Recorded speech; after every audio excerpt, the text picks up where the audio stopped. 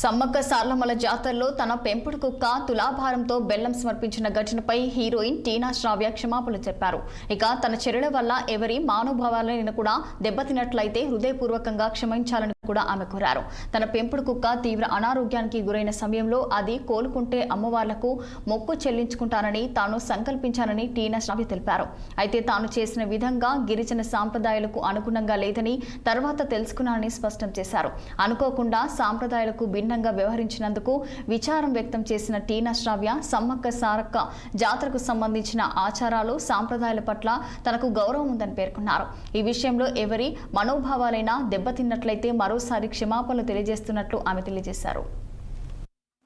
అందరికీ నమస్కారం. నేను ఈ వీడియో క్లారిటీ ఇవ్వడానికి అండ్ క్షమాపణ తెలపడానికి చేస్తున్నాను. నేను పోస్ట్ చేసిన వీడియో వైరల్ అయ్యాక తెలిసింది అది కరెక్ట్ కాదు అని. యాక్చువల్లీ మా డాక్టర్ 12 years అండి, దానికి ట్యూమర్ సర్జరీ అయింది.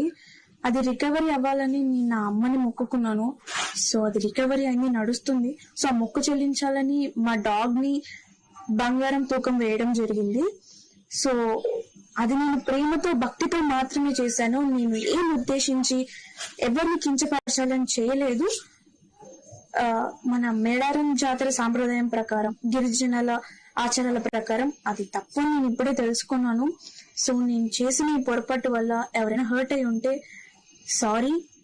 అండ్ ఇలాంటి పొరపాట్లు మళ్ళీ జరగవు, అలాంటి తప్పు మళ్ళీ చేయను. నేను మన సాంప్రదాయాన్ని ఎప్పుడు గౌరవిస్తూనే ఉంటాను. ఈ విషయాన్ని ఇక్కడితో ముగించాలని మిమ్మల్ని అందరినీ సిన్సియర్గా కోరుతున్నాను.